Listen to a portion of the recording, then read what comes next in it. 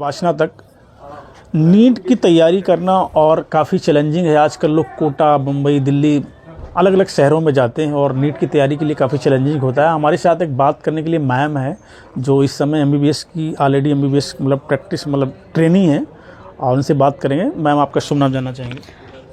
कोमल चंद्रावत। कोमल जी, आपको बहुत बहुत धन्यवाद शुभकामनाएं लवासना पर अपनी बात रखने के लिए। अभी नीट के लिए जैसे कि आप एमबीबीएस अभी आप कर रहे हैं, कहाँ पे कर रहे हैं थोड़ा सा बताइए। मैं वेस्ट बंगाल से कर रही हूँ, पाकुड़ा सम्मिलानी मेडिकल कॉलेज एंड हॉस्पिटल। अच्छा, तो कौन सा ईयर है अभी आप? अभी मेरा सेकेंड ईयर। अभी नीट के लिए कि बहुत सारे बच्चे तैयारी करते हैं, काफ़ी चैलेंजिंग भी होता है। बहुत सारे लोग आजकल मतलब बहुत परेशान भी रहते, तनाव में रहते, कोटा वगैरह जाते हैं। तो नीट की तैयारी कैसे करें, थोड़ा इस पर बताइए पहले तो थोड़ा। मेरा एक्चुअली सेकेंड ड्रॉप में हुआ है। मैंने कोई फाउंडेशन कोर्स नहीं किया है, मैंने नॉर्मल स्कूलिंग की है। मेरी स्कूलिंग यूपी से हुई है और मैंने जो फर्स्ट ड्रॉप लिया था वो मैंने आकाश भी ज्वाइन किया और मैंने ऑफलाइन और ऑनलाइन दोनों बेसिस पे, but I think online basis और ऑफलाइन बेसिस पे अगर कंपेयर करेंगे तो आई प्रेफर ऑफलाइन। बिकॉज इस एज में बच्चे ऑनलाइन शो चालू कर देते हैं बट छोड़ देते हैं उस पर, और ऑफलाइन में पेपर भी मतलब ठीक ठाक होता है, प्रैक्टिस वगैरह, टेस्ट सीरीज। और मैंने जो जैसे आपने तैयारी करी थी नीट की, तो नीट में विशेष तौर से एनसीईआरटी फोकस करना होता है किस और मतलब? नीट में तो एनसीईआरटी ही फॉलो करना होता है। कौन कौन सी क्लास की थोड़ा बता दीजिए। 11th-12th। कितने समय में आपने नीट की मतलब तैयारी आपका कंप्लीट हुआ तो फिर आप एमबीबीएस में आपका एडमिशन हो गया, आप अभी आप कर रहे हैं? मेरा सेकेंड ड्रॉप में क्लियर हुआ था। अच्छा, सेकंड ड्रॉप में। अच्छा, बहुत सारे लोग हैं जिसका मतलब नीट लगातार 3-3, 4-4 साल से तैयारी कर रहे हैं और बहुत सारी कोचिंगें दावा करती कि हमारे यहाँ से निकल जाते हैं ऐसे ऐसे मतलब करके। तो आजकल बच्चे बहुत सारे ना ट्रैप में फंस जाते हैं और तैयारी के लिए छोटे छोटे बच्चे इंटर करके आए और हाई स्कूल कर लिया, 8वीं कर लिया, चले गए सीधे नीट की तैयारी करने, डॉक्टर बनने। मतलब वो समझ भी नहीं पाते। उस पर क्या बोलेंगे आप? अगर 3-4 ड्रॉप ऑलरेडी, किस तरह की सूचनाएं आती रहती है आने वाले समय? अगर 3-4 ड्रॉप ऑलरेडी हो चुके हैं तो ऐसा नहीं नीट से सिर्फ एमबीबीएस करो, आप बीडीएस, होम्योपैथी, आयुर्वेदा में भी जा सकते हो। और अगर आप है कि एमबीबीएस ही करना है तो एक ड्रॉप और ले सकते हो, पार्शियल ड्रॉप भी ले सकते हो। अगर आपके अंदर पोटेंशियल है दोनों चीज़ मैनेज करने का तो आप वो भी कर सकते हो। और मैंने तो बेसिकली कोटा से, ना ही कहीं ऐसी कुछ आकाश वगैरह से, किसी से नहीं जिससे अभी मेरा सिलेक्शन हुआ। मैं नॉर्मली सीकर से मैंने किया था प्रिपरेशन। एक नॉर्मल मतलब इतनी हाईली रेपुटेटेड नहीं है बट लास्ट 2 ईयर्स से ऑल इंडिया रैंक 1 रहा है उससे, जीसीआई सीकर। गुरु कृपा से मैंने किया था। आप यूपी में कहाँ से? कानपुर से। कानपुर से सीधे वहाँ पे वेस्ट बंगाल, कलकत्ता कौन सा शहर? बाखुरा, ये हाँ डिस्ट्रिक्ट है, मतलब 35 किलोमीटर फ्रॉम दुर्गापुर बेसिकली। जानते होंगे। कितने नंबर थे आपके जब आपका हुआ था, मतलब कौन सी ईयर में होता, थोड़ा ये बता दीजिए। मेरा तो एक्चुअली रिजर्व वाले से हुआ था एक्चुअली। अच्छा। और 580 था उस टाइम मेरा, और फिर मेरा 24 में सिलेक्शन हुआ था। तो अभी जो लोग नीट का जैसे 3-4 साल से तैयारी कर रहे हैं, काफ़ी मतलब टेस्ट में उनका नंबर अच्छा रहा, फिर बीच में ना पेपर के टाइम मई में अभी साथ पेपर होने वाला है आई थिंक, और काफ़ी परेशान हो जाते हैं। तो कैसे टेस्ट सीरीज को कैसे मैनेज करें, टेस्ट को कैसे नंबर बढ़ाएं और कैसे, थोड़ा उसके बारे में बताएं। एग्ज़ाम्स में नंबर अप डाउन होना तो कॉमन है, क्योंकि तुम्हारा वहाँ पे 3 इयर्स का पेपर होता है, तो तुम्हारे वहाँ पे क्या स्ट्रेटेजी होगी वो मैटर करेगी। तुम्हारे मतलब बहुत अच्छे अच्छे बच्चे जो 650 680 तक लेके आते हैं बट नीट में उनके 580 तक, इवन मेरी फ्रेंड है उसकी 580 तक रह गए। तो इसमें ये नहीं कि अप डाउन हो रहे हैं, बस ये है कि जो गलती आप कर रहे हो, आप जब आते हो टेस्ट देकर उसमें एनालाइज करो क्वेश्चन जो आपके गलत हुए हैं। क्योंकि बेसिकली जो नीट में क्वेश्चन आते हैं वो तुम्हें 180 मिनट में 180 क्वेश्चन करने होते हैं, पहले तो 200 करने होते थे, तो तुम्हें मैनेज करना होता था टाइम। और सोचो 90 बायो, 45 एंड 45 फिजिक्स केमिस्ट्री, और फिजिक्स को 1 मिनट में क्वेश्चन हो पाना मुश्किल होता है। वैसे भी जितना आप प्रैक्टिस करोगे फिजिक्स की उतना ज़्यादा बेटर है, और नंबर कम ज़्यादा होना तो नॉर्मल है। कितने टेस्ट सीरीज लगाना चाहिए कि स्टूडेंट को जो अभी? मैंने तो 3 मंथ्स लगाई है। 3 मंथ लगाई रेगुलर। अच्छा, रेगुलर। तो आप कुछ जैसे कौन से टेस्ट वगैरह को लास्ट टाइम फॉलो कर रहे थे थोड़ा? मैंने अपने इंस्टीट्यूट के कोई फॉलो किया था।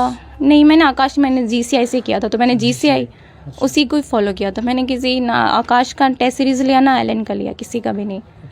आप अपने इंस्टीट्यूट पे, अपनी टीचर्स पे भरोसा रखो, वो मैटर करता है।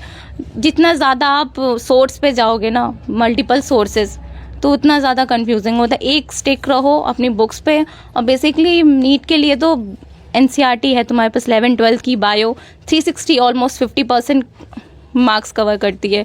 अगर बायो भी तुम अगर अच्छे खासे से कर लोगे ना, इवन मैंने सिर्फ एनसीईआरटी से किया, मेरा 330 था आउट ऑफ 360। फिजिक्स केमिस्ट्री तो तुम प्रैक्टिस करोगे, हो जाएगा। कितने क्वेश्चन आइडली अटेम्प्ट करने चाहिए मतलब एग्जाम के दौरान? पिछले साल का जैसे हमारा ईयर का कट ऑफ 650 गया है। 650 हाईएस्ट कट ऑफ अब तक की जर्नी में, नीट की जर्नी में अब तक की हाईएस्ट कट ऑफ हमारी गया है।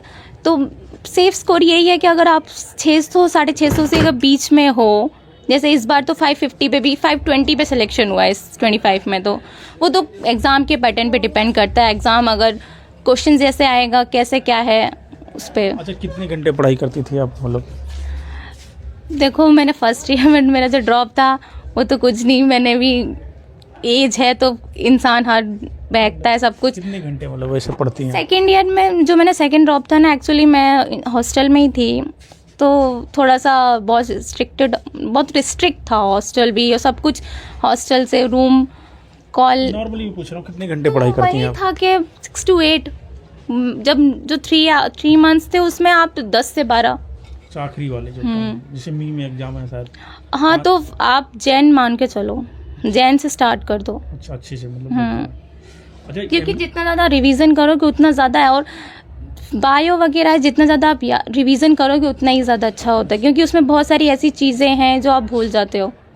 अच्छा, जैसे मान लीजिए कोई नीट की तैयारी करते हैं, काफ़ी समय लग जाता है, बहुत सारे लोग फॉरेन वगैरह में भी जाते हैं, रशिया या चाइना या अन्य जैसे अफगानिस्तान वो क्या कजाकिस्तान वगैरह भी जाते हैं, इस पे क्या बोलेंगे आप?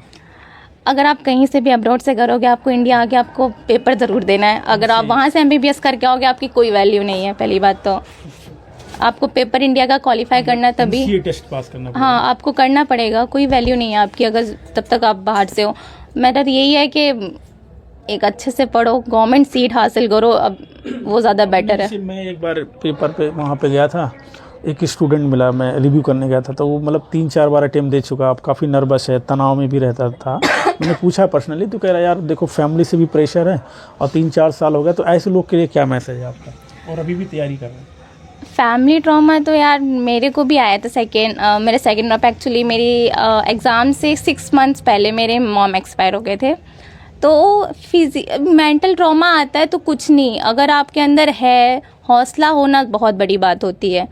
क्योंकि उस टाइम ना रिलेटिव्स भी पूछते हैं कि आप क्या इतना ड्रॉप ले लिया है, ये वो होगा कि नहीं होगा, नहीं तो दूसरे फील्ड में चले जाओ।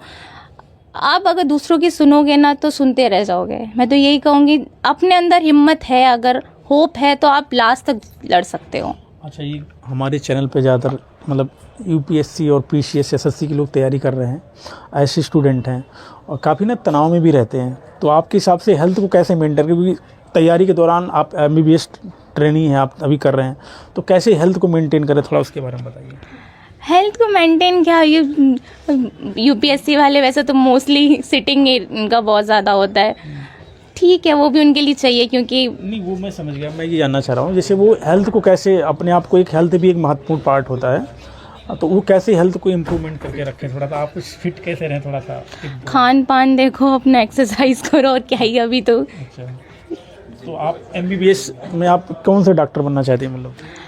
अभी तो कुछ, अभी ब्रांच इतना वो नहीं है। नहीं, जैसे होता है ना, कोई न्यूरोलॉजी में जा रहा है, कोई गैस्ट्रोलॉजी में जा रहा है, कोई साइकोलॉजी, मतलब अलग जो भी डिपार्टमेंट। अभी तो वैसे यही है कि रेडियो हूँ। अच्छा, रेडियो में। अच्छा, रेडियो की भी आजकल भी काफ़ी मतलब मांग है, बहुत महंगे टेस्ट वगैरह होते हैं मार्केट में। हाँ, रेडियो है, एनेस्थेशिया है, डर्मा है, ये हाईली ब्रांच्ड है। बहुत बहुत शुभकामनाएं आपको, अपने अपना समय दिया और